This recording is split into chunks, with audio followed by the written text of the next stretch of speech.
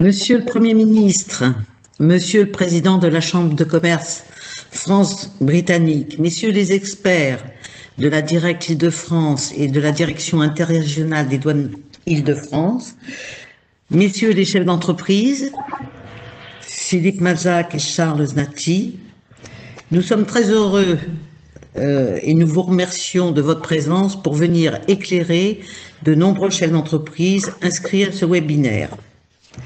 C'est la 13e édition de notre colloque annuel, mais c'est une première en tant que webinaire, sous le format webinaire.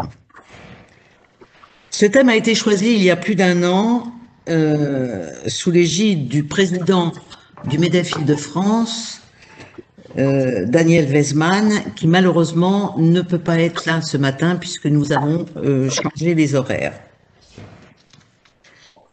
Ce webinaire se veut pratique pour les chefs d'entreprise.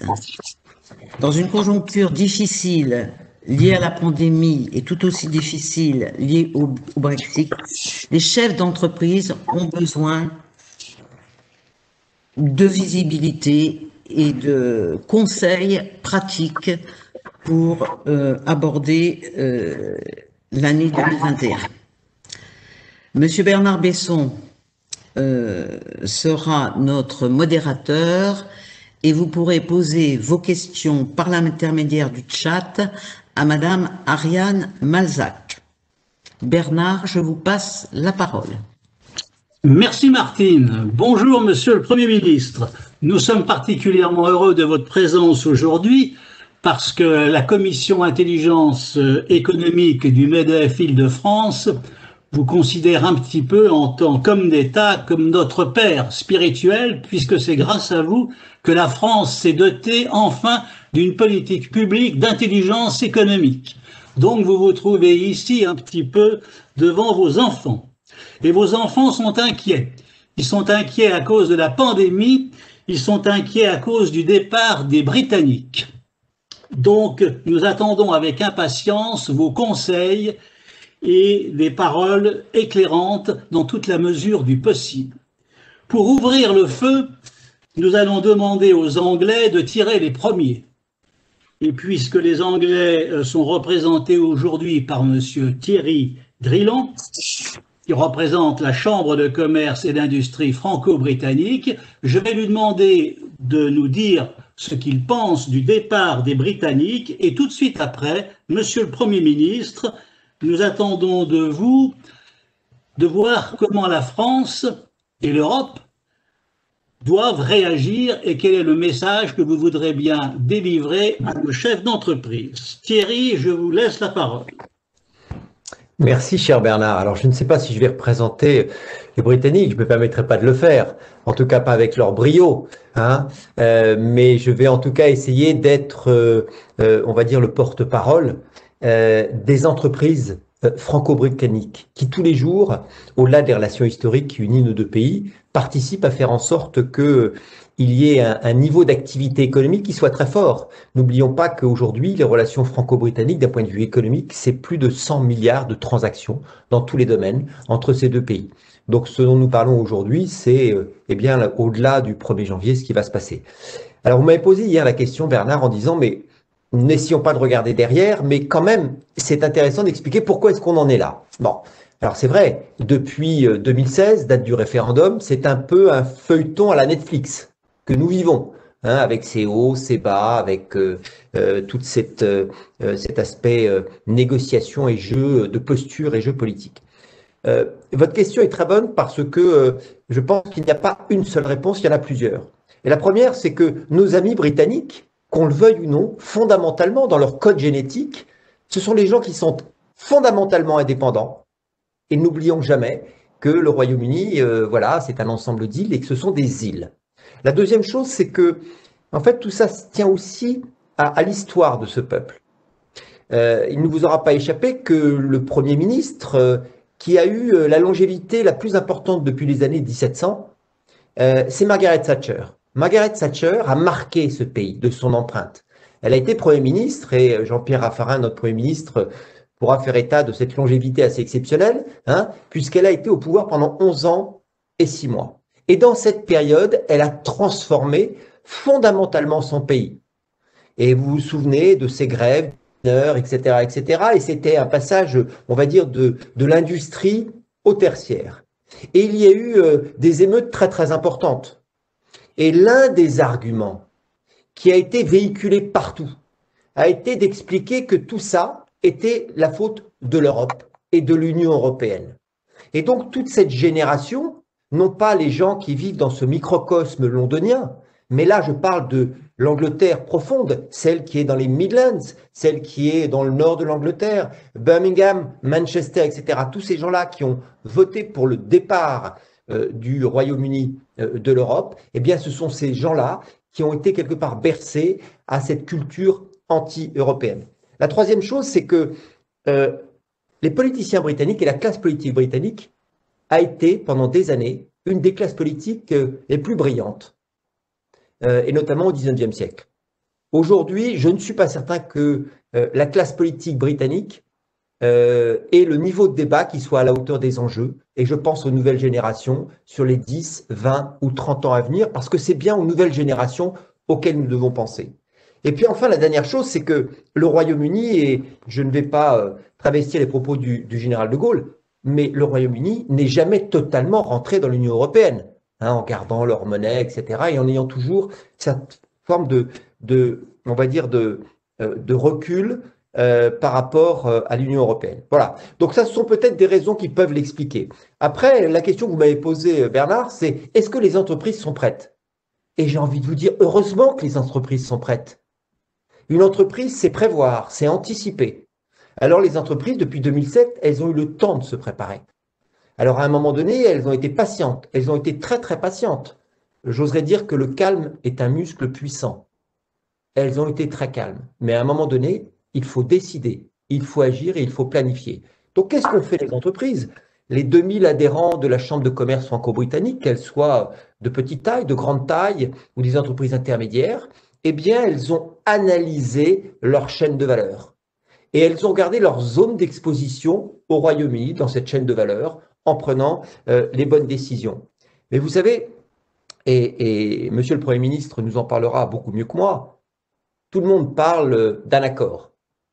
Et je veux croire que l'intelligence collective primera et que le bon sens primera.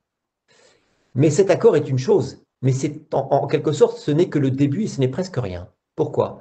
Parce que les transactions économiques entre l'Union européenne et le Royaume-Uni sont bilatéraux et multinationaux, par industrie, par secteur. Et c'est tout cela qu'il va falloir détricoter. Et c'est tout ce travail-là, Michel Barnier et ses équipes qui font un boulot absolument remarquable. Et il faut saluer l'action de cette équipe. C'est j'oserais dire que c'est presque un vrai sacerdoce. En tout état de cause, à votre question, est-ce que les entreprises aujourd'hui sont prêtes? La réponse est oui. Est-ce que le monde d'avant s'arrêtera au 1er janvier? La réponse est non. On a beaucoup parlé et quelque part les médias ont aussi participé à faire en sorte qu'il y ait ce qu'on appelle des fausses nouvelles, des fake news, avec 27 km d'attente aux douanes, avec les quelques 14 millions de personnes qui transitent chaque année, que ce soit par l'Eurotunnel ou que ce soit par l'avion, ne puissent plus le faire, etc. Tout cela est évidemment faux. Je vais vous prendre juste un exemple. Le gouvernement français est prêt à peu près depuis 2 ans. Le gouvernement français a recruté quelques 700 douaniers. Le gouvernement français a recruté 280 vétérinaires. Et tout ce qui a pu être fait a été fait en amont en termes de numérisation des processus douaniers. Je vais vous prendre un exemple. Getlink, qui est l'entreprise qui gère Eurotunnel, a investi 47 millions d'euros. 47 millions d'euros pour faire en sorte que toutes les transactions, tout ce qui est, on va dire, environnement administratif, douanier, etc., soient traités en amont. Donc ça, c'est la situation côté France. J'imagine que côté britannique, il en est de même, même si on a un peu moins de visibilité sur le sujet. Donc, pour résumer, oui, les entreprises sont prêtes. Oui, les entreprises ont fait des choix aussi on va dire, de délocaliser certaines de leurs activités sur d'autres parties de l'Europe. Puis le dernier point, si vous permettez, qui est la question qui est de se dire, est-ce à dire que demain, les relations entre le Royaume-Uni et la France, peu ou prou, s'arrêteront? La réponse est évidemment non. Nous avons des relations historiques que nous connaissons tous. Mais je voudrais, peut-être pour lancer le débat, finalement vous dire, comme tout chef d'entreprise qui est confronté à des difficultés, à des challenges, finalement, comment nous pouvons transformer cette difficulté en opportunité. Et je pense que c'est une triple opportunité. Première opportunité, c'est de repenser l'ensemble des relations économiques entre nos deux pays. Savoir les sujets sur lesquels nous voulons, comme disent nos amis anglais, join forces. Je pense à la défense, je pense à l'aéro, je pense à l'antiterrorisme, je pense à tous ces sujets sur lesquels nous avons à construire de l'intelligence collective avec nos amis britanniques. Très bien. Le deuxième sujet, oui. Merci beaucoup. Le deuxième sujet, je termine. Le deuxième sujet, c'est une opportunité pour valoriser du France. Et elle n'a jamais été aussi forte depuis une quinzaine d'années, et je m'en félicite, et valoriser le talent, le savoir-faire de nos équipes. Et puis la dernière opportunité, je m'arrêterai là Bernard, c'est l'opportunité de repenser le projet européen. L'Europe s'est créée, comme vous le savez, à 7, aujourd'hui à 27. D'abord, il a démontré une formidable unicité dans ce dossier compliqué d'un de ses membres qui quitte l'Union européenne. Et donc, à 27 aujourd'hui, eh bien, c'est une formidable opportunité pour repenser la gouvernance, pour repenser le projet européen et finalement redonner une perspective à 20, 30 ans pour les jeunes générations auxquelles je pense. Voilà. Merci Thierry pour ces propos à la fois précis et rassurants qui nous montrent que finalement beaucoup de choses avaient été anticipées et prévues par nos gouvernants et nous sommes d'autant plus heureux d'avoir avec nous le Premier ministre, Monsieur Jean-Pierre Raffarin, qui va nous parler maintenant au nom de ce que pourrait faire la France. Monsieur le Premier ministre, à vous. Merci beaucoup, Monsieur Besson. Merci à toutes et à tous de l'organisation de cet échange qui est très intéressant. Et si toutes les interventions sont à la hauteur de celles que nous venons d'entendre, ça préjuge de bons résultats. Donc, en ce qui me concerne, je vais tout à fait dans le prolongement de l'intervention de notre représentant de la Chambre de commerce et de franco-britannique et dire franchement que dans ce contexte-là, aujourd'hui, il y a vraiment une convergence entre le monde politique et le monde économique, mais il va falloir agir, je pense, avec subtilité, comme le faisait Thierry Grillon à l'instant. Alors, pour être précis, dans notre situation, voyons bien que l'élément international dominant, ce n'est pas le Brexit, mais c'est, de mon point de vue, la guerre froide entre la Chine et les États-Unis. Je pense que c'est ce contexte qu'il faut avoir en tête parce que ce contexte est particulièrement structurant pour les années qui viennent. Je ne crois pas que l'élection de Joe Biden change beaucoup les choses et même si la nomination d'Anthony Blinken est une excellente nouvelle et que nous avons là un francophile et francophone qui va diriger la politique étrangère des États-Unis, néanmoins, nous pouvons penser que de toute façon, le monde sera dominé par ce double théorème, je dirais, Thucydide et Polycrate. Thucydide, c'est le numéro 1 qui a peur du numéro 2 et le numéro 2 qui se verrait bien à la place du numéro 1, et ce qui fait qu'il y a une tension américano-chinoise durable. Et Polycrate, c'est le fait qu'on va donner à la Chine aujourd'hui toutes les raisons de nous faire peur, et donc les réussites chinoises d'aujourd'hui sont toujours prises de manière inquiétante et menaçante. Et dans ce contexte-là, la tension va être forte et durable. Donc, on a vu une étape sur le commerce. On voit maintenant, nous sommes en pleine guerre technologique avec l'affaire Huawei et les pressions américaines pour que l'Europe ne choisisse pas Huawei. Et donc, on voit bien que aujourd'hui, en tout cas à Paris, on voit défiler les délégations de la NSA américaine qui vient nous faire la leçon, puis du ministre des Affaires étrangères chinois qui vient nous présenter son dossier. On voit bien que nous sommes aujourd'hui entre le marteau et l'enclume. Et ça va durer puisque, au fond, il n'y a pas d'éléments qui vont changer dans les années qui viennent. Même au contraire, je pense que comme la Chine va retrouver de la croissance plus rapidement que les États-Unis, que la Chine va se retrouver dans une situation de relative force, même si sur le plan militaire et sur le plan de l'innovation, elle restera durablement en retard. Globalement, le mouvement va être favorable à la Chine, ce qui va créer à nouveau des crispations aux États-Unis. On voit bien que sur ce sujet, démocrates et républicains sont assez proches et qu'en tout cas, les positions qu'a pris M. Trump ne vont pas être abandonnées par la politique américaine. Il a quand même fait 73 millions de voix et 73 millions de voix dans la démocratie américaine, ça va peser et ça va continuer de peser et je pense que la tension franco-chinoise sera l'une des expressions de cette persistance de la pensée républicaine dans la société américaine. Donc, nous allons nous trouver dans une situation un peu où notre destin risque d'être celui de la balle de ping-pong qui prend des coups de raquette d'un côté des États-Unis, de l'autre côté de la Chine. Donc, notre seule perspective de ne pas sortir de l'histoire, c'est d'essayer de défendre une indépendance, voire une souveraineté, en tout cas partielle, de l'Union européenne.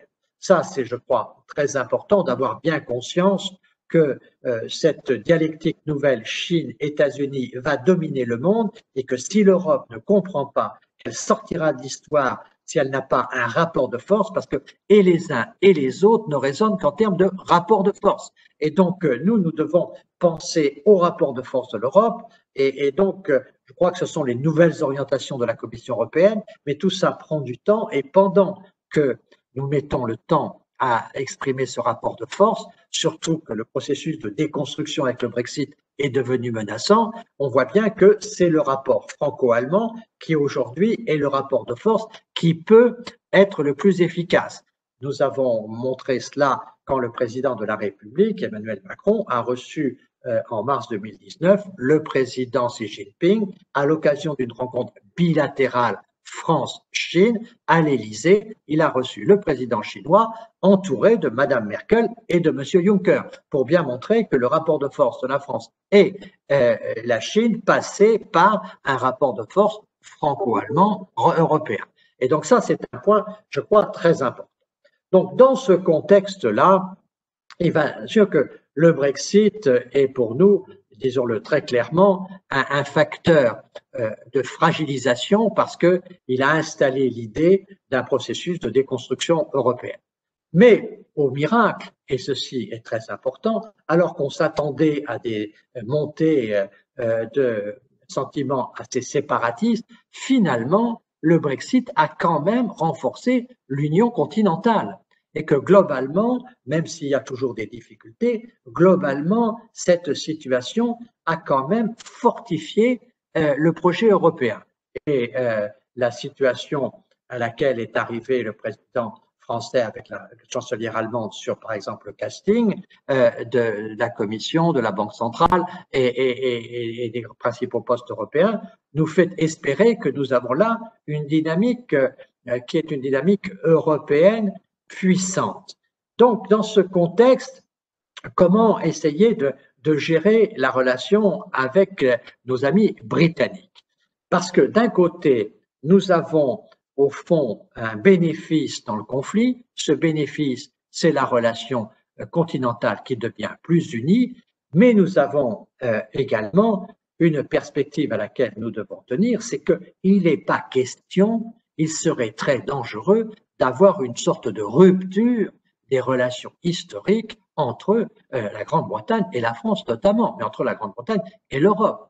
Donc nous sommes dans cette situation paradoxale, mais le monde est paradoxal, la politique est devenue très complexe et il faut qu'on gère les paradoxes et les complexités. Nous avons les deux phénomènes à gérer. D'une part, nous pouvons tirer bénéfice de l'opposition du Brexit parce que ça ressoude, et ça ressoude notamment le franco-allemand, et c'est un élément très important, mais d'autre part, il n'est pas question d'avoir de rupture avec le Royaume-Uni. Et pourquoi on ne peut pas avoir de rupture avec le Royaume-Uni? D'abord et avant tout, à cause de nos accords de défense, Lancaster House et quelques autres, qui sont très importants. Aujourd'hui, avant qu'on établisse une défense européenne dont on parle et qui avance un petit pas, on voit bien que le fond de l'affaire, c'est que l'Europe aujourd'hui est protégée par la double puissance militaire que sont les Britanniques et les Français.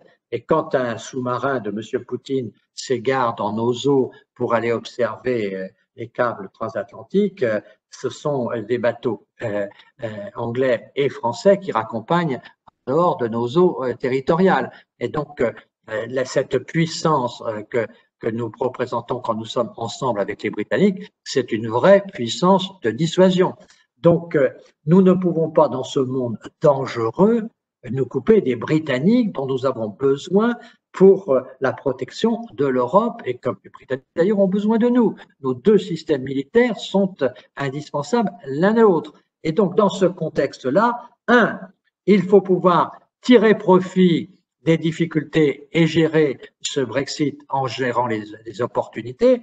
Et d'autre part, il faut faire en sorte que nous ayons une stratégie qui soit une stratégie, au fond, de bon partenariat. Donc moi, mon analyse dans la situation, c'est de dire eh bien, que le politique et le monde économique est une stratégie subtile et est une stratégie complexe, c'est-à-dire que le politique s'occupe du rapport de force et que l'économique, notamment, puisse favoriser un certain nombre d'accords. Donc, pas de tension artificielle avec le Royaume-Uni, cherchons les coopérations, cherchons à surmonter les difficultés, ayons une attitude entrepreneuriale positive et constructive. Les entreprises ne sont pas là pour mener des rapports de force politiques, les entreprises sont là pour construire ensemble, que les entreprises se mettent dans une situation de pouvoir avancer ensemble avec les Britanniques autant que faire se peut, qu'on ait cette logique-là et que d'autre part,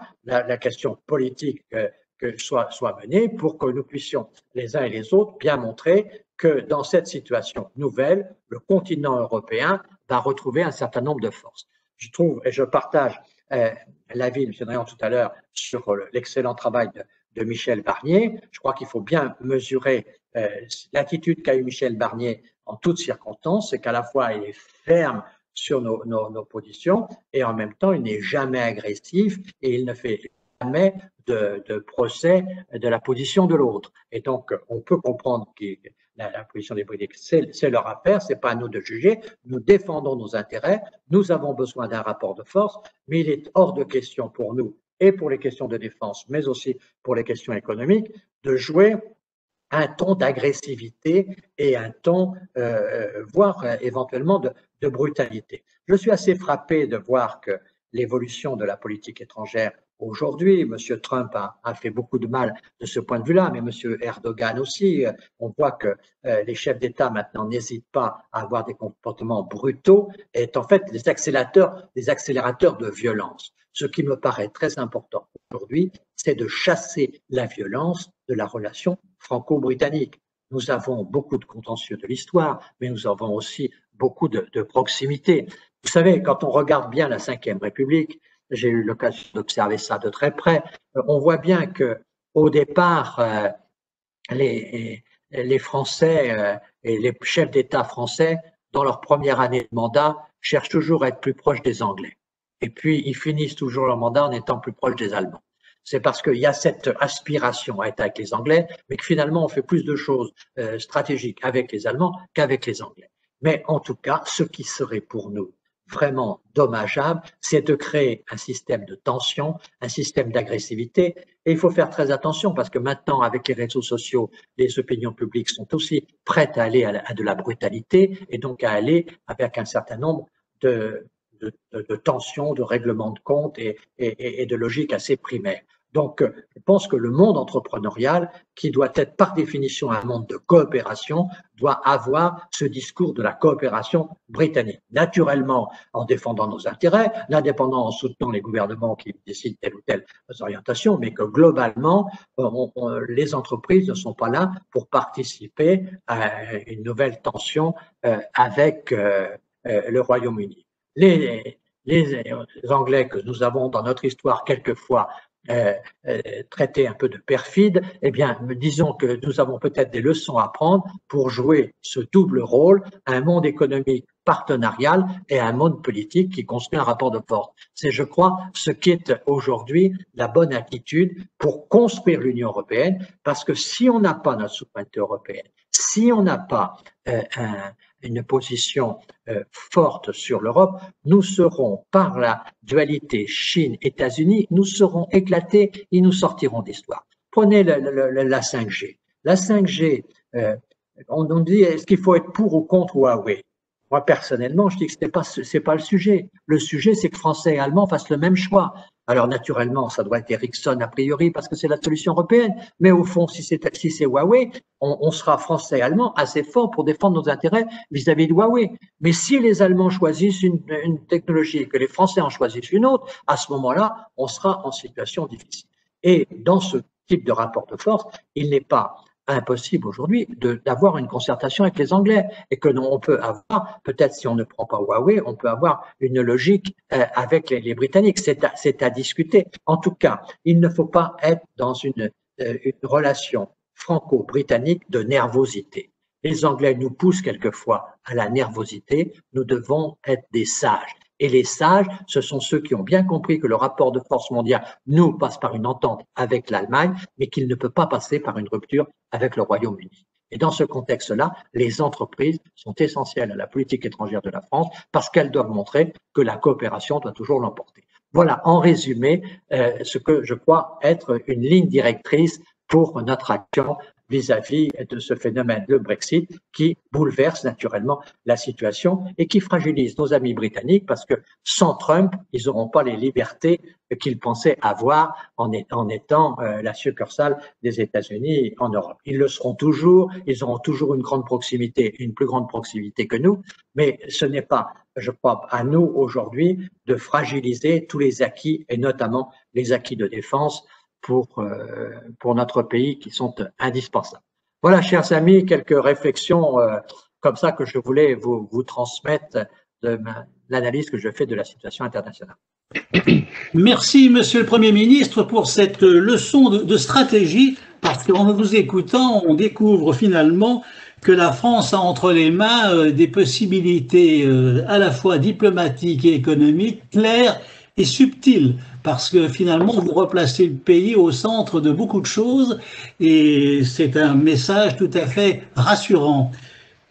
Et pour continuer notre colloque, nous allons maintenant passer à des considérations, justement, puisque nous parlions d'État stratège. Eh bien, nous avons parmi nous des représentants de cet État stratège qui vont nous expliquer quelles sont les mesures que les entreprises vont devoir accomplir face aux événements qui sont devant nous. Et je vais donc donner la parole à Monsieur Thierry Lussaqueno de la Direction économique de l'État en région Île-de-France, qui nous accompagne dans les travaux de la Commission Intelligence économique depuis déjà un certain temps. Monsieur Lussaqueno, vous avez la parole. Merci beaucoup, Monsieur Besson. Monsieur le Premier ministre, bonjour. Bonjour mesdames, bonjour messieurs.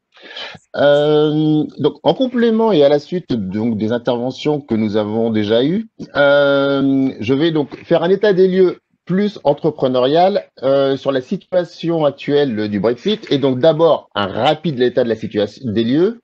Deuxièmement, je vais suivre, j'ai abordé le sujet de la préparation classique au Brexit, mais sans trop m'attarder, mais encore une fois pour alerter, pour réserver une troisième partie qui est un peu la tendance de ce matin et je m'en félicite sur les opportunités qu'on peut tirer de cette situation. Avant de commencer, je tenais effectivement à remercier le MEDEF Île-de-France, d'abord pour l'organisation de ce séminaire et également pour tout le travail que vous faites à nos côtés en cette période difficile pour les entreprises et pour les soutenir et les accompagner. Donc, je vous remercie pour cela. Donc, si je rentre dans la situation actuelle, donc le Brexit dans le cadre du Covid. Donc, nous savons tous ici que les relations économiques entre la Grande-Bretagne et l'Union européenne, et en particulier ce qui vous intéresse, la Grande-Bretagne et la France, sont très importantes. Je ne reviendrai pas et je ne m'attarderai pas sur les près de 100 milliards d'échanges qu'il y a entre nos deux pays. Évidemment, donc principalement dans le secteur transport aéronautique, transport automobile, et pour l'Île-de-France également, également dans le secteur de tout ce qui est mode, luxe, cosmétique, tout ce secteur-là. Déjà, on a pu observer une baisse de nos échanges avec le Royaume-Uni liée à la crise du Covid. Et là, on va effectivement avoir ce qu'on pourrait appeler, ce que les publicitaires nous ont mis dans l'esprit comme un deuxième effet qui se coule, avec l'impact du Brexit et les inquiétudes qui peuvent générer en cas de Brexit, comme on dit, sans accord. Quelle est la situation un peu aujourd'hui, effectivement, des deux côtés de la frontière et de la Manche? Comme ça a été dit auparavant et notamment par Thierry Drion, donc du côté français et européen, on s'est préparé, on a pris des mesures. Les entreprises se sont de plus en plus préparées à la situation, mais j'aurais presque envie de dire qu'on a un peu le rôle le plus facile puisqu'on reste au sein de l'Union européenne, dans un environnement européen, donc une situation un peu plus simple que du côté britannique. Et aujourd'hui, le gouvernement britannique est pris un peu sur différents sujets, mais qui vont tous ensemble, entre la négociation donc de la future relation entre l'Union européenne et le Royaume-Uni, également des relations avec d'autres pays pour les accords de libre-échange. On sait qu'aujourd'hui, le Royaume-Uni a déjà signé sur la base de ce qui existait déjà avec l'Union européenne des accords avec une cinquantaine de pays, mais qui ne représentent que 10% de leurs exportations. Alors le gouvernement a annoncé un projet de couvrir 80% des exportations d'ici 2022, mais il y a tout ce travail-là à faire à côté.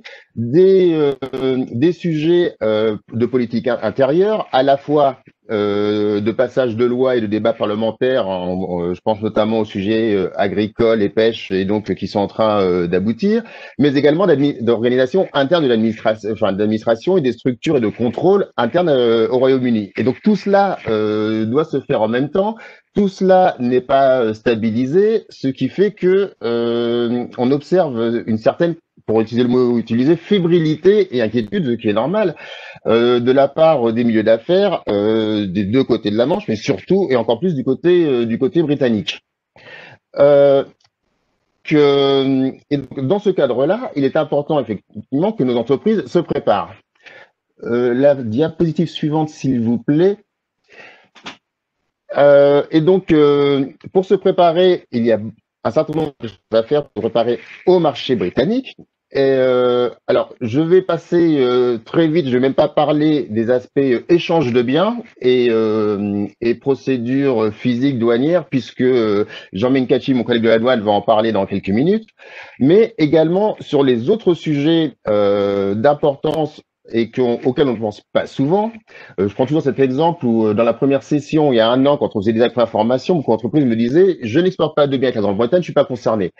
Depuis, les entreprises ont pris conscience qu'il y avait d'autres choses. Effectivement, le droit des contrats, les employés, les brevets, les réglementations spécifiques, et qu'il y a beaucoup d'autres enjeux, sans parler de la propriété intellectuelle et du RGPD, de la protection des données personnelles, qui peuvent les impacter. Et donc par rapport à cela, il y a effectivement tout un travail pour pouvoir répondre aux critères du marché britannique et pour permettre de continuer ces échanges. Et je pense notamment aux services qui soient financiers ou non financiers. Et dans les deux sens, il va y avoir des adaptations à faire et qu'il va falloir prendre en compte. Et les entreprises françaises commençaient à le faire. Là-dessus arrive le Covid. Ça ralentit. Tout le monde a été pris par la crise du Covid ou de la Covid, et le Brexit est un peu repassé au second plan, on l'a un peu oublié. Et d'où d'ailleurs ces sessions de formation et ces débats, et avec ces concomitances actuelles qui arrivent et qui va arriver maintenant dans un mois. Et donc, voilà. Donc, pourquoi tout cela est très important? Il faut effectivement renouveler, effectivement, et réactiver un peu cette impression des entreprises. Mais le Brexit et la Covid ne sont pas que des obstacles ou des défis à surmonter, c'est également, et là-dessus, Monsieur le Premier ministre en a très bien parlé, ainsi que Thierry Drian, c'est aussi une occasion d'opportunité. Et donc, je vais parler alors juste d'opportunité en termes économiques et commerciaux. Je ne vais pas rentrer dans d'autres secteurs. C'est déjà, premièrement, des opportunités en termes d'accès au marché européen. Si les Britanniques s'en vont, quittent le marché européen, il y aura des possibilités de gagner des parts de marché, sur les marchés européens, y compris, je pense par exemple à l'agroalimentaire avec l'Irlande, et donc d'ailleurs en compétitivité également sur les services au niveau du marché européen. Et là-dessus, je pourrais dire que même le Covid apporte des opportunités, puisque le gouvernement a mis en place ce qu'on appelle le plan de relance export. Et là, encore une fois, un très bon exemple, grâce notamment au travail fait par le groupe Solex, auquel a participé activement le MEDEF, pour apporter ces solutions importantes pour les entreprises, et qui permet un dispositif entre chèque export, entre accompagnement, entre financement assoupli via BPI France, de prospecter des marchés et déjà de commencer par des marchés européens et y compris de faire des études de marché potentielles pour voir s'il n'y a pas des opportunités à avoir ce marché par rapport aux Britanniques. Deuxième sujet important d'opportunité, et là-dessus Thierry Drian en a parlé, c'est l'attractivité. C'est aussi l'occasion d'en profiter pour renforcer et attirer encore plus d'investisseurs et d'entreprises en France. Et sur le sujet britannique en Île-de-France, notamment par rapport à plusieurs sujets de services et financiers ou non.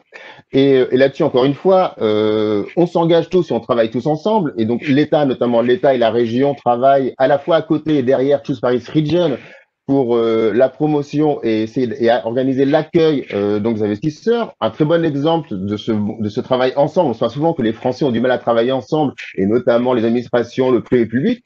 On s'est tous mis ensemble pour attirer l'agence bancaire européenne avec succès. Et donc, il s'est déplacé de Londres en Île-de-France. D'autres entreprises du secteur financier, mais pas que, ont commencé à venir sur le continent et en France. Donc, en travaillant ensemble également, on a une opportunité de développer, de valoriser ce Brexit. Et grâce au Covid et aux possibilités qui se dégagent d'accompagnement des entreprises, de financement des entreprises dans leur mutation, il y a vraiment une opportunité et un moment à saisir au-delà de la difficulté toutes les entreprises traversent en ce moment, et c'est pour ça, je pense qu'il y a également une note positive à travers dans tous ces sujets. Voilà, c'est ce que je voulais à peu près, donc en gros, vous présenter. Je vous remercie beaucoup pour votre attention. Merci, monsieur Lussac-Oueno. J'en profite d'ailleurs pour remercier à travers vous la Directe Île-de-France et tous les services de Bercy qui participent de notre commission intelligence économique. D'ailleurs, dans cette commission, il nous arrive souvent d'évoquer des problèmes concernant les données, puisqu'on sait que les données sont la matière première de l'économie et qu'elles sont au centre de beaucoup de sujets. Ce qui me permet de faire une transition vis-à-vis de ce problème et d'un spécialiste, Monsieur Philippe Malzac. Monsieur Philippe Malzac a une carrière, une expérience internationale, notamment dans les pays anglo-saxons, dans plusieurs métiers, et il a vis-à-vis de la donnée, vis-à-vis de cette matière première et stratégique que je venais d'évoquer, des idées claires de manière à nous donner des conseils particulièrement judicieux en cette période. Monsieur Philippe Malzac, je vous donne la parole. Merci, Monsieur Besson. Bonjour, Monsieur le Premier ministre. Bonjour à toutes et à tous. Et merci au MEDEF Île-de-France de me permettre d'aborder ces aspects liés aux données. Première slide, s'il vous plaît. Voilà. Alors, en préambule, je voudrais apporter une petite précision sémantique. La donnée, c'est une succession de 0 et de 1 dans les ordinateurs. L'information, c'est de la donnée contextualisée et donc interprétable. Bon. Quand j'utilise le terme donnée, le terme générique, en fait, on parle des deux concepts et plus souvent de l'information que de la donnée de base.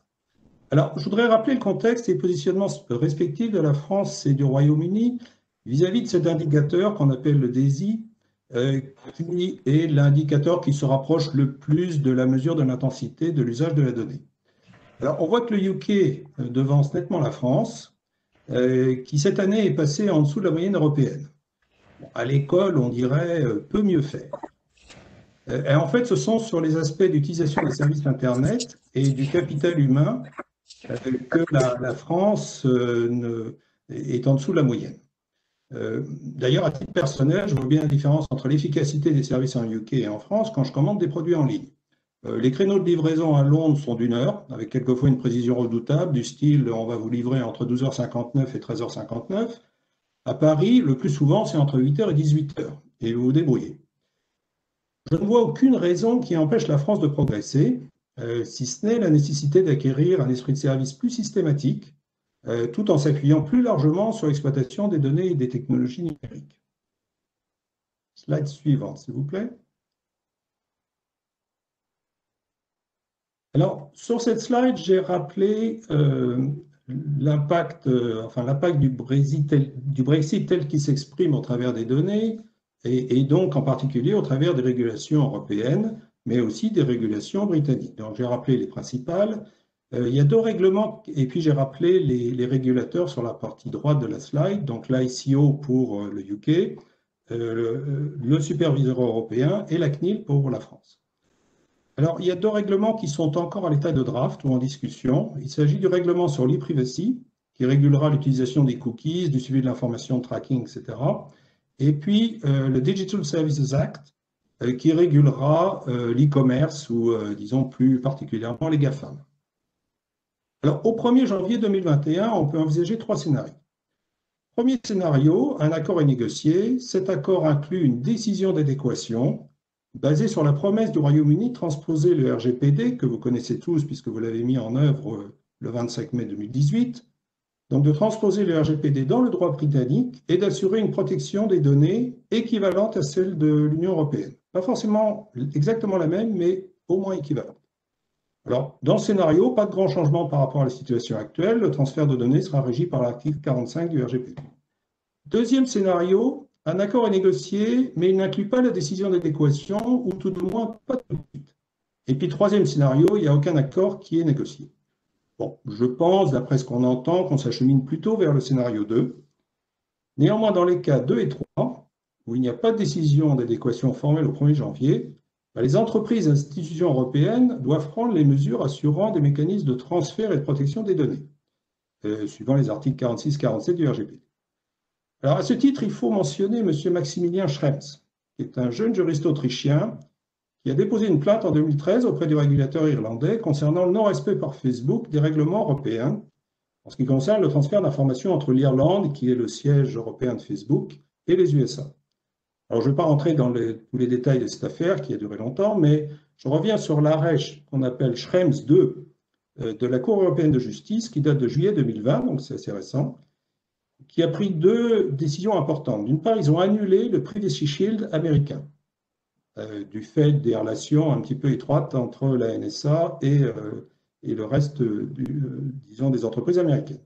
Et puis, ils ont validé le recours aux clauses contractuelles type de la Commission européenne pour le transfert des données entre les pays situés en dehors de l'espace économique européen et disons, les pays tiers.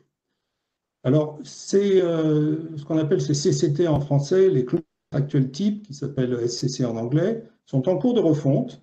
Elles ont été présentées au European Data Protection Board très récemment, le 19 novembre, et donc elles devraient, dans une nouvelle mouture, probablement apparaître avant la fin de l'année. Elles existent déjà, vous les trouvez sur le site de la CNIL. Donc, pour résumer, tout est suspendu à cette décision d'adéquation. Et se préparer consiste à vérifier que vous êtes bien en ligne avec les recommandations du RGPD et que vous avez préparé les clauses contractuelles type pour organiser les flux de données si vous avez des responsables de traitement de données ou des sous-traitants au UK. Et il faut aussi vérifier que ces partenaires répondent aux critères de protection adéquats. Alors, j'ai mis comme sous-titre conformité des données personnelles, mais pas que. Pour tenir compte du fait que les données personnelles représentent en moyenne moins de 10% des données brassées par une entreprise, mais aussi qu'il existe un règlement européen sur les données non personnelles. C'est le règlement 2018-1807, qui établit un cadre applicable au libre flux des données à caractère non personnel dans l'Union européenne. Alors, au 1er janvier 2021, a priori, le Royaume-Uni sort de ce cadre et on risque d'être dans une sorte de vide juridique, car à ma connaissance, le Royaume-Uni n'a pas de règlement propre et ne parle pas de transposer ce règlement dans leur législation. Enfin, s'il n'y a pas d'accord particulier, c'est un peu plus anecdotique, mais les charges d'itinérance de téléphonie mobile qui ont été abolies en Europe en juin 2017 vont augmenter pour les appels entre l'Union européenne et le Royaume-Uni. Alors au Royaume-Uni, il y a une alerte quand vous dépensez plus de 45 livres en plus de votre forfait. En France, je ne sais pas trop, ça dépend probablement des opérateurs. Slide suivant, s'il vous plaît.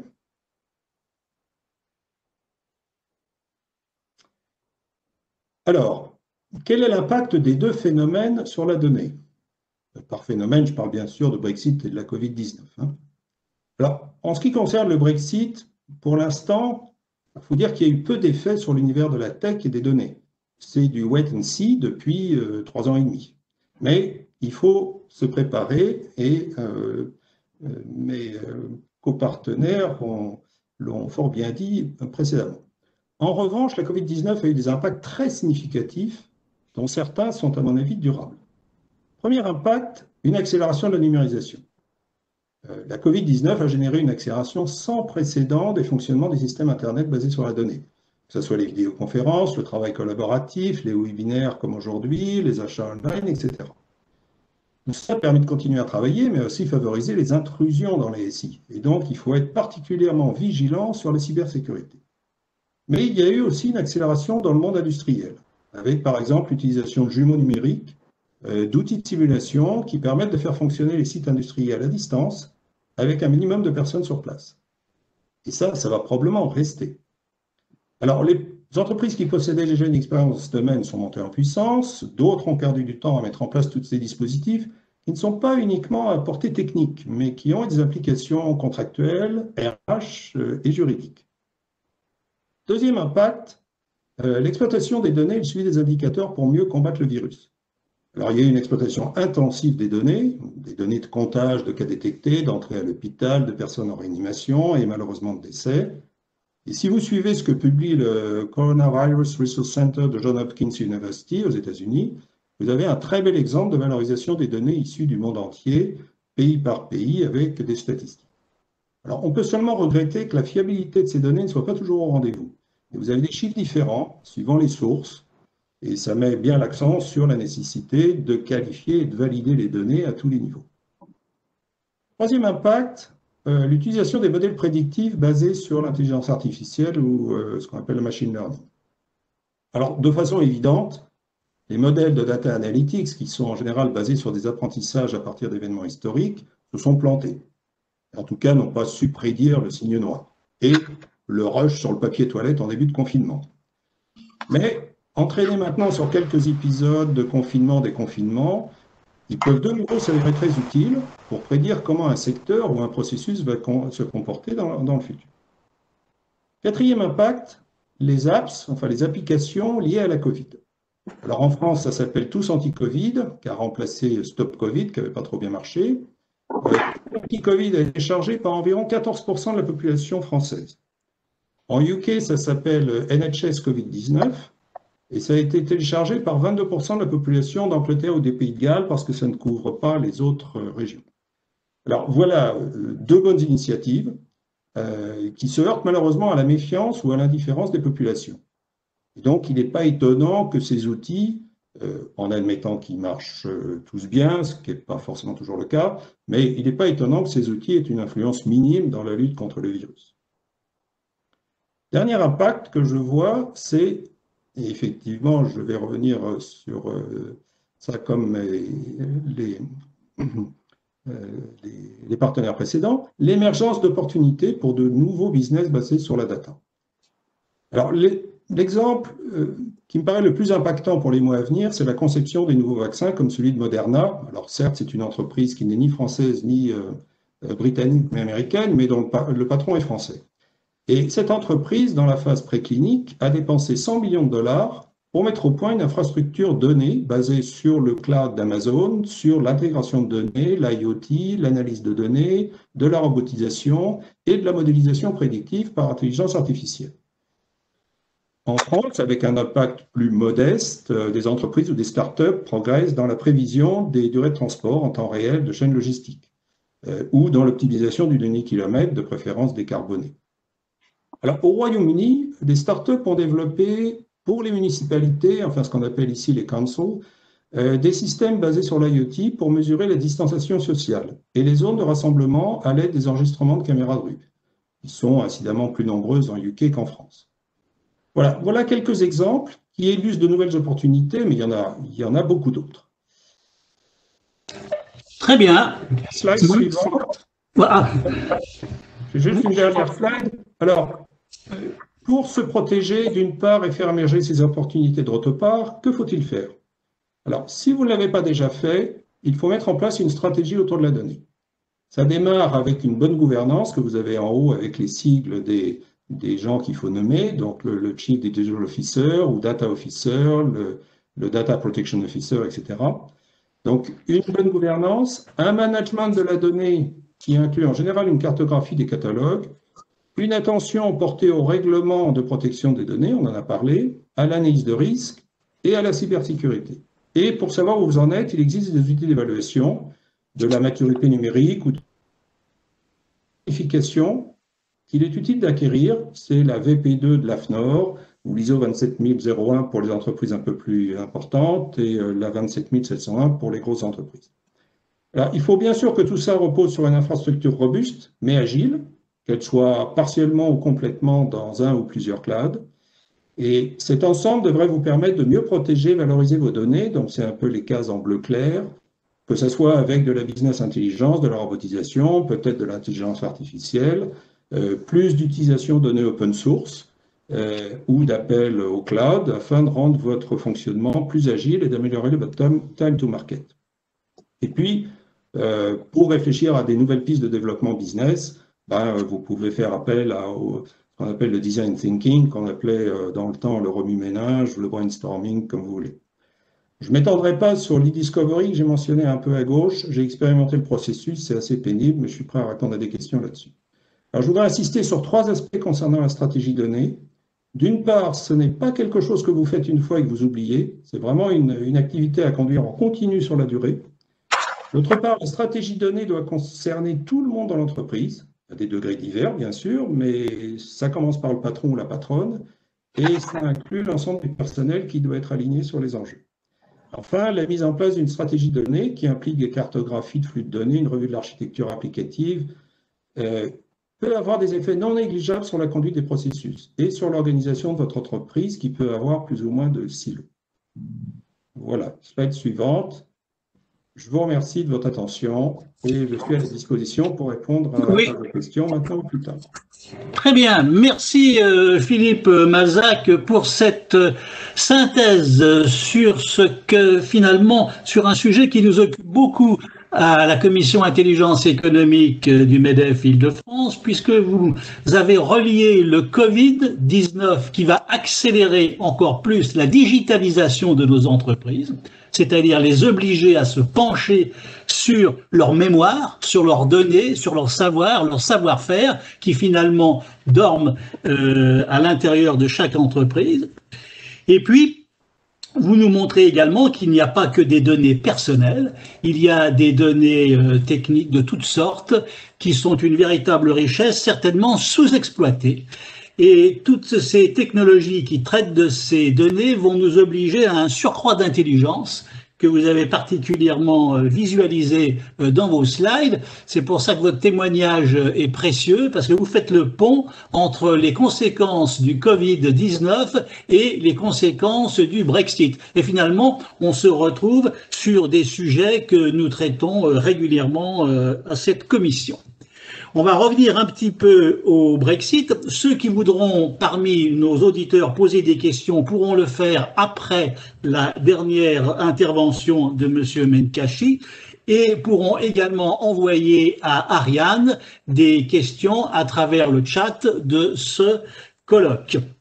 Donc maintenant, je vais donner la parole.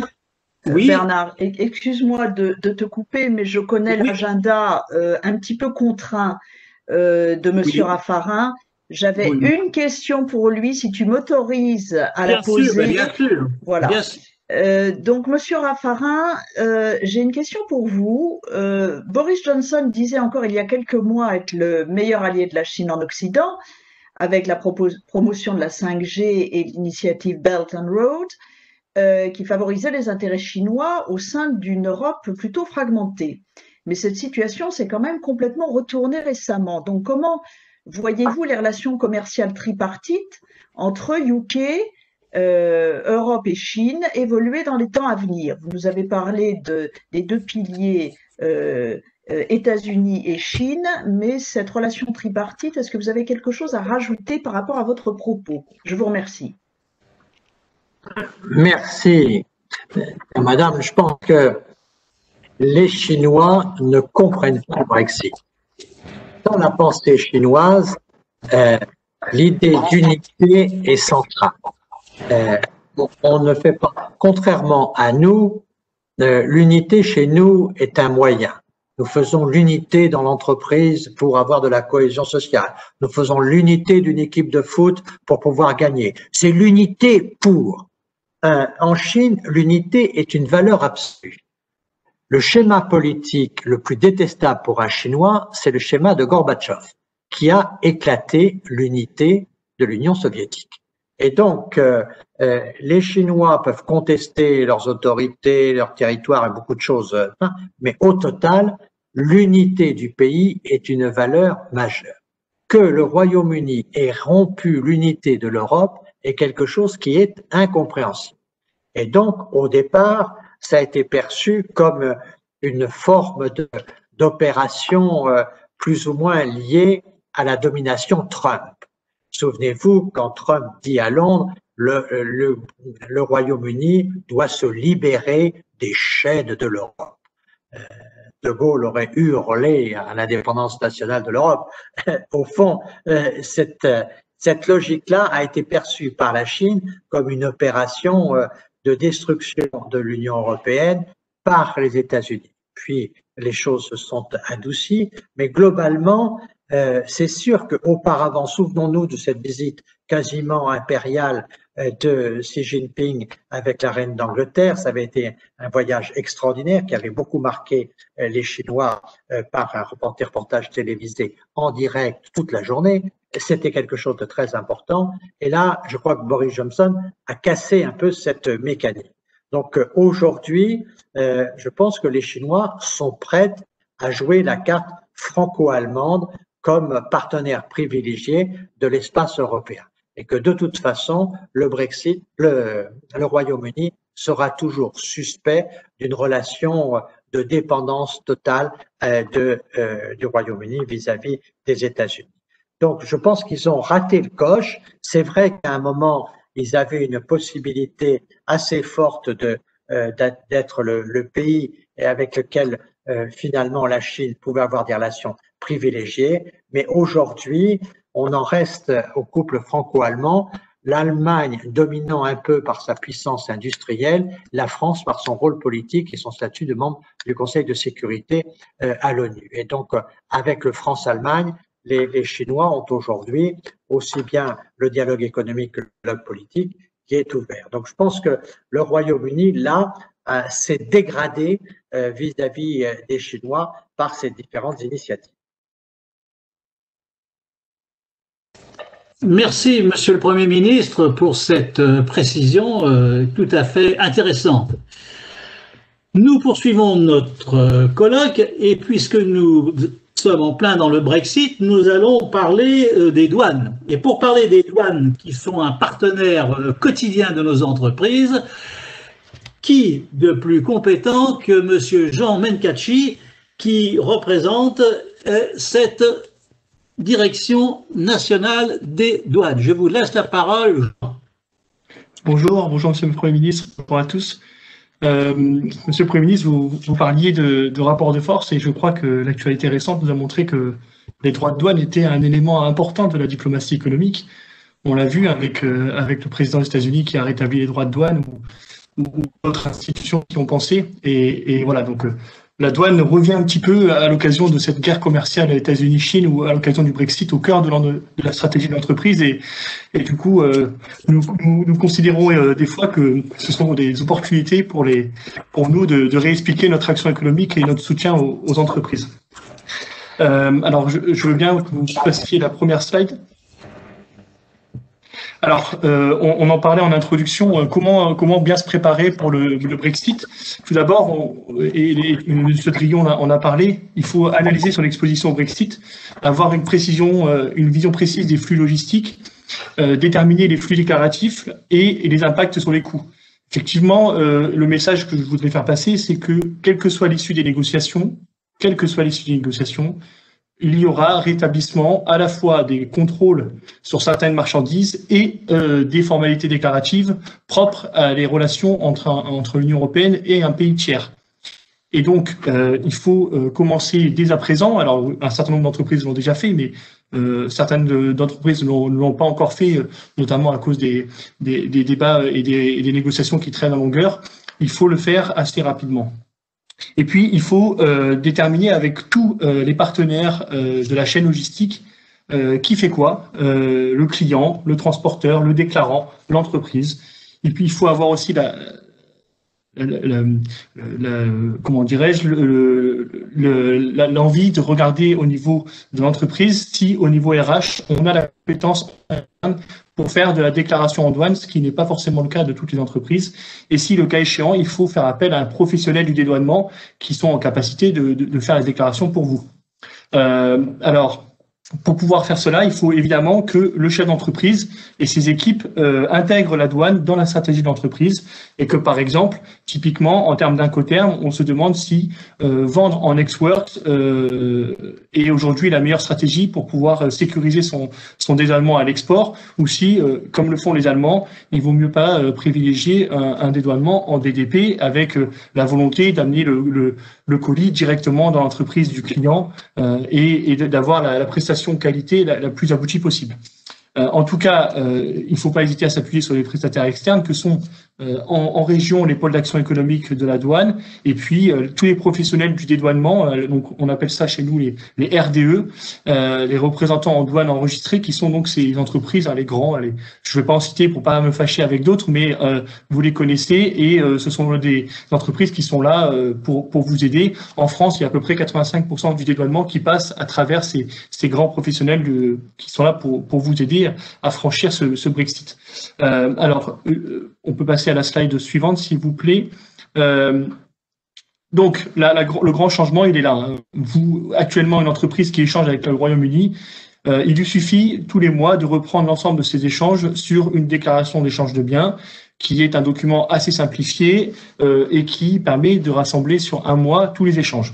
Demain, donc au 1er janvier 2021, et encore une fois, quelle que soit l'issue des négociations, vous aurez à remplir une déclaration en douane avec les fameuses 54 cases à remplir. Et donc, cette déclaration, ça s'improvise pas. Donc, il faut commencer à y travailler en interne si on a choisi d'internaliser cette fonction douane, encore une fois, ou faire appel à un prestataire extérieur et donc commencer à comparer les prix de cette prestation et à ne pas hésiter à faire jouer la concurrence. En tout état de cause, évidemment, ça aura un coût supplémentaire pour l'entreprise qu'il faut commencer à intégrer évidemment dans ses relations commerciales. Ce que je voudrais dire aussi par rapport à l'opportunité que cela représente, c'est que tout ce que je vais vous expliquer là, ça peut vous servir. Donc tout ce qu'en gros il faut savoir pour faire de l'export. Eh ben, pourquoi pas se dire que une fois que vous l'aurez intégré et que ça sera dans la stratégie de l'entreprise, ça pourra vous servir pour aller exporter vers d'autres pays dans le monde. Et donc, cette étape un peu difficile à franchir, une fois que vous l'aurez franchi, vous aurez les armes pour conquérir le monde. Prochaine slide, s'il vous plaît. Pour cela, vous voyez, alors évidemment, les supports de présentation pourront vous être envoyés. La douane, à la direction générale notamment, a préparé une petite checklist donc que je vais très rapidement détailler avec vous. Voilà, il faut obtenir un numéro EORI. Alors, ça vous paraît un petit peu de la formalité un peu tatillonne, mais en tout cas, c'est quelque chose qui doit se préparer. On peut le demander tout de suite à la douane et l'avoir en anticipé. C'est évidemment gratuit, mais c'est le genre de petites choses qu'on peut préparer en avance. Je décide qui remplira ma déclaration en douane. Encore une fois, soit vous internalisez la fonction, soit vous faites appel à un prestataire. Mais en tout état de cause, il faut le faire assez rapidement pour être sûr que quelqu'un se chargera de ces formalités-là. Je consulte les droits et taxes applicables. Alors pour cela, vous avez un site internet en anglais qui s'appelle le Market Access Database et qui permet de savoir combien de droits de douane, si vous n'avez pas de relations commerciales privilégiées, vous allez payer à destination. Et donc ça, vous pouvez le savoir rapidement, en 2 minutes à la fin de ce webinaire, vous pourrez le déterminer avec une grande précision. Je m'assure que mes biens ne sont pas soumis à une réglementation particulière et sur ce point, je voudrais insister. Les marchandises sensibles qui sont concernées par ce petit point-là, ce sont les produits liés à la santé, les biens à double usage, les matériaux de guerre, les explosifs, etc. Il y en a 8. Ce que je voudrais dire, c'est que dans le business model de certaines entreprises, on fait du groupage et on va pouvoir parfois mélanger des marchandises qui seront considérées demain comme étant sensibles et qui seront contrôlées de manière obligatoire à Calais ou à Dunkerque, avec des marchandises non sensibles qui, elles, passeront sans problème la frontière intelligente que je vais vous détailler dans quelques minutes. Et donc, il est essentiel de bien regarder si notre marchandise est considérée comme étant une marchandise sensible soumise à réglementation particulière, puisqu'il faudra éviter, évidemment, de grouper ces marchandises avec des marchandises non sensibles pour éviter de bloquer l'ensemble du camion, alors qu'une seule partie du camion est concernée par le contrôle. Ensuite, je décide qui assurera le transport de mes produits, évidemment. Oui, Ariane ? Oui, Jean, je voudrais juste saisir l'opportunité et de saluer Monsieur le Premier ministre qui est obligé de nous quitter. Merci infiniment d'avoir été avec nous. Merci. D'avoir répondu. Merci à vous. Merci beaucoup. Merci beaucoup. Passionnant. Merci. Je regrette beaucoup de devoir partir. Merci beaucoup. Merci de votre temps. Merci Jean, je vous rends la parole. Oui. Donc, je décide qui assurera le transport de mes produits et ensuite, je fiabilise mon dédouanement à l'export. Je l'évoquais tout à l'heure en évoquant la nécessité de bien travailler sur les incoterms qui ne sont pas, alors les incoterms ce ne sont pas une notion douanière en tant que telle, mais évidemment, ce sont des éléments importants dans les échanges commerciaux. Et j'en profite pour dire que la déclaration en douane que vous devrez remplir à chaque fois que vous allez importer une marchandise ou exporter, elle devra se coupler d'une déclaration sûreté qu'on appelle ICS à l'import ou ECS à l'export. Et évidemment, cette déclaration, est essentielle et obligatoire pour être certain que vous avez passé la frontière. Sinon, vous serez bloqué. Donc, déclaration d'export ou d'import, déclaration en douane, plus déclaration sûreté et sécurité. Et ensuite, je pars mon dédouanement à l'import, je viens de l'évoquer. Dans la stratégie, dans la préparation, il y a aussi un élément extrêmement important qui est le choix du moment du dédouanement. Et dans ce cadre-là, la direction générale et moi-même, nous vous conseillons d'utiliser le transit. Et le transit, cela permet de transporter une marchandise d'un bureau intérieur ou par exemple du nord de l'Angleterre jusqu'à Trappes, sans avoir à dédouaner en frontière. Et donc là, vous allez être en suspension de droits et taxes tout le long du trajet et vous allez passer la frontière de la manière la plus fluide possible. Donc, vous pouvez choisir le transit commun puisque le Royaume-Uni a adhéré à cette convention. Et donc, on vous invite vraiment à le faire pour éviter d'être dans le flux des marchandises qui pourraient être éventuellement bloquées à Dunkerque ou Calais. Voilà. Et donc, pour en finir, je voudrais évoquer la frontière intelligente. Alors, effectivement, M. Drillon avait évoqué les 700 recrutements donc dans les éléments de préparation de la douane. Effectivement, il y a 700 douaniers qui ont été recrutés sur les 3 dernières années. Et nous avons aussi créé 2 bureaux de douane, ce qui n'est pas négligeable. Vous imaginez bien que le mouvement global de la fonction publique n'est pas au recrutement, mais en douane, en tout cas, nous avons recruté 700 personnes. Et l'élément ressources humaines avec 700 recrutements, éléments organisationnels avec la création de 2 bureaux, et puis éléments informatiques avec la création de la frontière intelligente. Alors, la frontière intelligente, et vous le voyez dans cette slide, elle repose sur 3 grands principes fondamentaux qui sont, en premier lieu, l'anticipation des formalités douanières. Je vous rappelle à tous que vous avez jusqu'à 30 jours avant le mouvement physique du moyen de transport pour déposer votre déclaration en douane. Donc, si vous envoyez le 15 février, vous pouvez, dès le 15 janvier, déposer votre déclaration en douane. Cette déclaration va générer un code barre, et ce code barre-là, vous allez pouvoir le présenter à un agent qui sera positionné à la frontière côté UK. Et c'est ce que vous avez là sur le petit 1. Au petit 1, vous allez avoir l'appairage entre ce code barre, donc qui reprend la déclaration en douane ou la déclaration de transit, comme je l'ai évoqué, avec le moyen de transport. Et donc, tout le système repose sur ce couple moyen de transport, donc la plaque d'immatriculation du véhicule et déclaration en douane via le code barre. Ce qui se passe, c'est que une fois que vous aurez fait l'appairage, donc avec le code barre plus la plaque d'immatriculation, et que le transporteur aura répondu à 2-3 questions qui lui seront posées, vous allez avoir tout le long du trajet, en fait, la mise en place du troisième grand pilier de cette frontière intelligente, qui est l'automatisation de l'information. Si votre déclaration en douane a été complétée de la bonne manière, et si la marchandise n'est pas considérée comme étant sensible, une fois que vous allez débarquer en France, le moyen de transport sera invité à prendre le circuit vert. Et vous voyez tout à droite, en haut à droite, vous allez avoir une autre plaque d'immatriculation qui va lire la plaque d'immatriculation du camion et qui va apurer le système et le mouvement. Et du coup, votre camion passera la frontière d'une manière très fluide. En revanche, si votre déclaration n'a pas été remplie, ou si elle n'a pas été remplie du tout, ou si vous êtes concerné par une marchandise sensible, vous allez avoir ce petit feu orange, et vous allez être invité à aller jusqu'au parking que vous avez sur le schéma à droite. Et à ce moment-là, vous allez soit compléter votre déclaration, soit être soumis au contrôle, typiquement par les vétérinaires. Et je précise que cette frontière fonctionne de la même manière dans le flux export. Et donc, voilà. Donc, c'est un système totalement technologique, totalement automatisé, mais qui repose sur une base, que les entreprises soient prêtes et qu'elles aient anticipé leur dédouanement. Si elles ne font pas ça, cette frontière ne sera pas fluide et ne sera pas intelligente. Voilà.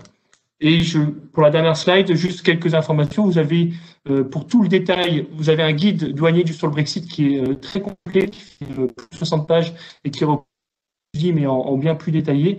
Et puis, il ne faut pas hésiter à solliciter un entretien. Tout est gratuit et vous pouvez avoir un diagnostic personnalisé pour vous aider à franchir le Brexit. Merci.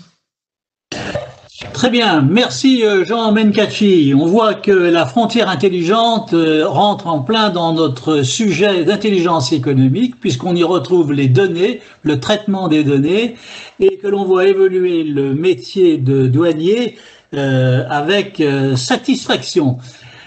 Donc maintenant, il y a des questions qui ont sans doute été transmises à Ariane. Et celle-ci a la gentillesse d'organiser le tri de ces questions. Ariane, est-ce qu'il y a des questions qui pourraient être adressées à nos spécialistes encore présents dans le colloque? Alors, il y avait beaucoup de questions que j'avais regroupées autour des questions pour Monsieur Raffarin, donc ça a répondu à un ensemble de questions.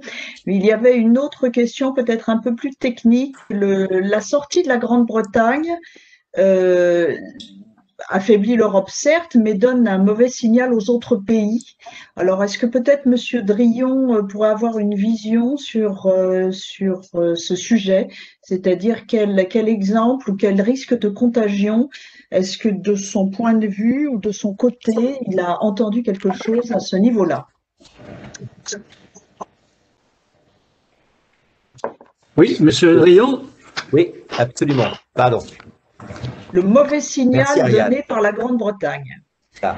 Lorsque nos amis britanniques ont fait le choix en juin 2016, à travers du référendum, à quelques 1,6% de plus, de sortir de l'Union européenne, que n'a-t-on entendu à cette époque? C'est-à-dire qu'on a entendu globalement ce risque qui existait, qui finalement de la montée des nationalismes, des populismes, etc., et de dire finalement un des membres de l'Union européenne quitte l'Union européenne de son plein gré et de manière démocratique. Et donc par rapport à ça, c'est le début de la mort du petit cheval. Hein, c'est le début de la dislocation européenne. Je pense que rien n'était, qu'on a raconté beaucoup peut-être de bêtises, qu'on s'est beaucoup précipité et que finalement ça a été une formidable opportunité, comme le rappelait Monsieur le Premier ministre, de finalement autour d'un sujet de rassemblement, de se rassembler autour de fondamentaux, autour de ce que nous voulions construire ensemble, cette communauté de quelques 500 millions de consommateurs. Qu'est-ce qui nous unissait, qu'est-ce qui était pour nous clé et quelles étaient nos valeurs. Et donc, au contraire, on a vu les 27 pays avoir une attitude extrêmement unie, extrêmement responsable, et je peux vous dire, sans rentrer en détail, que ce n'est pas faute, pendant ces 4 dernières années, d'avoir eu des volontés d'insertion, comme un peu au rugby de nos amis britanniques, de pouvoir négocier tantôt avec tel pays et proposer éventuellement des deals case by case. Il n'en a rien été. Et je voudrais à ce titre-là saluer 2 choses. Un, le fait que l'Europe, quelque part, a été extrêmement soudée et a dit on ne peut pas être dedans et dehors, avec un principe très clair qu'a rappelé récemment encore le président de la République, c'est le principe finalement de réciprocité et d'équilibre. Hein, ça, c'est quelque chose qui est absolument fondamental.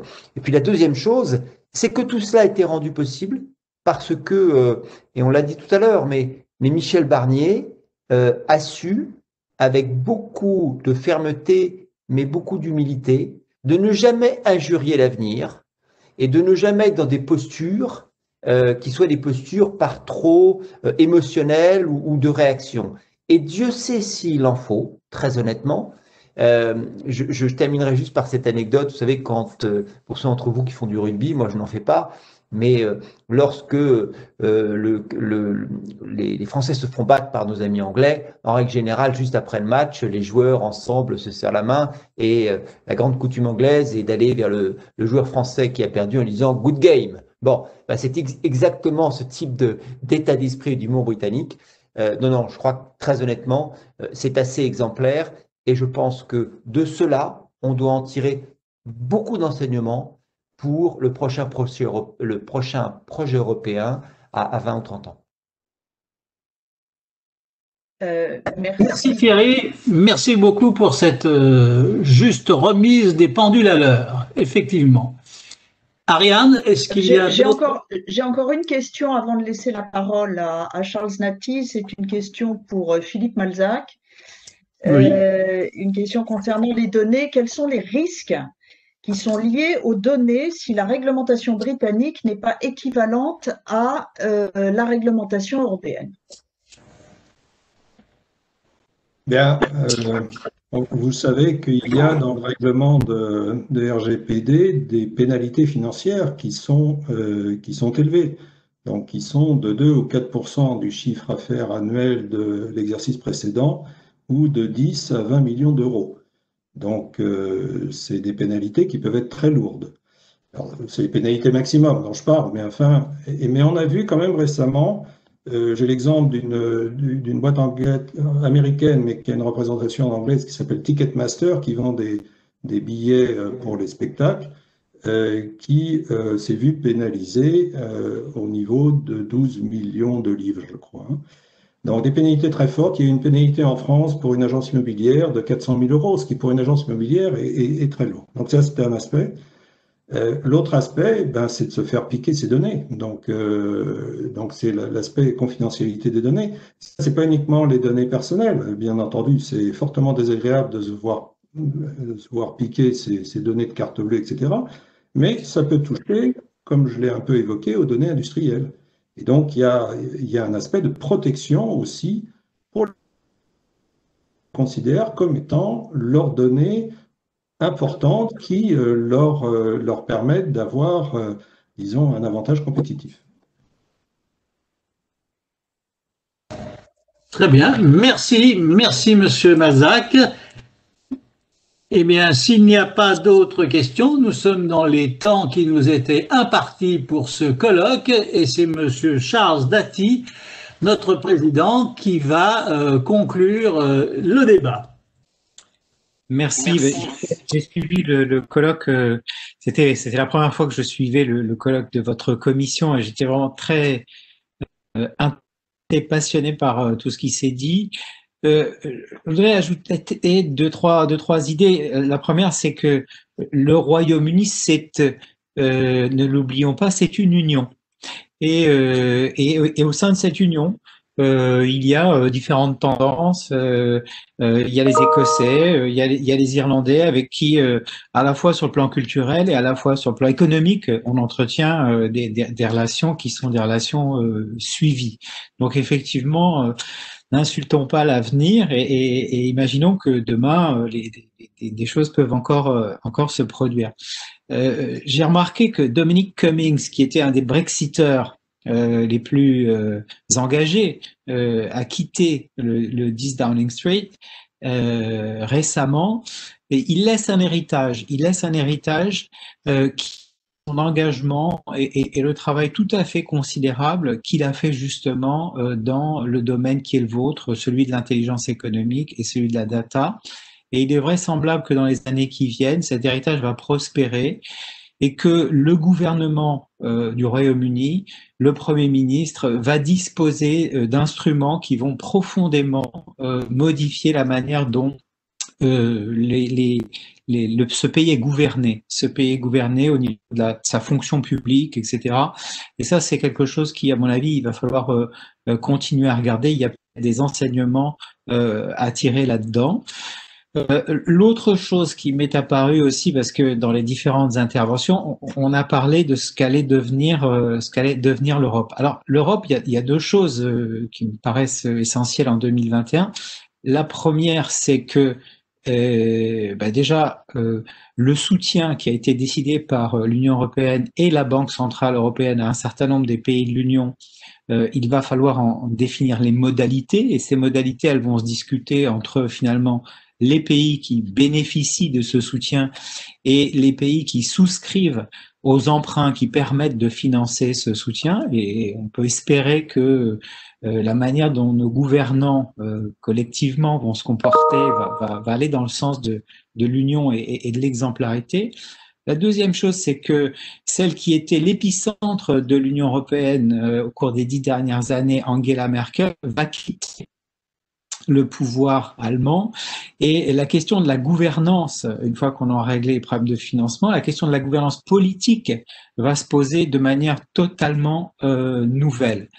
Et si cette gouvernance politique se pose de manière nouvelle, comme l'a dit notre Premier ministre Jean-Pierre Raffarin, c'est peut-être l'occasion de rétablir un rapport de force dans le bras de fer qui se tient entre les États-Unis et la Chine. Peut-être que l'un des deux camps aura besoin d'une Europe forte pour assurer sa domination sur l'autre camp. Autrement dit, l'administration de Joe Biden a, à mon avis, tout intérêt à se rapprocher de l'Europe et cesser de faire cavalier seul comme l'a fait l'administration Trump.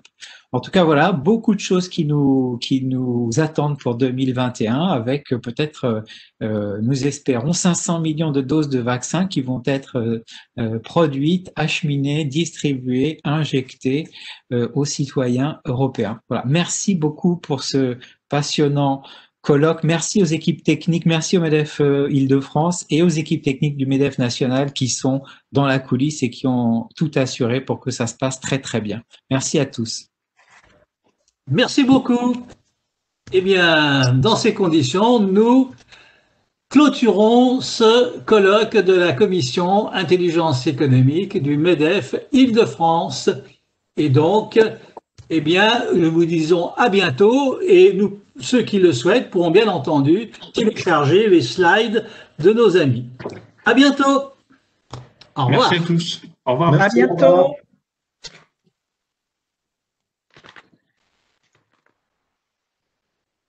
Tout pour nous.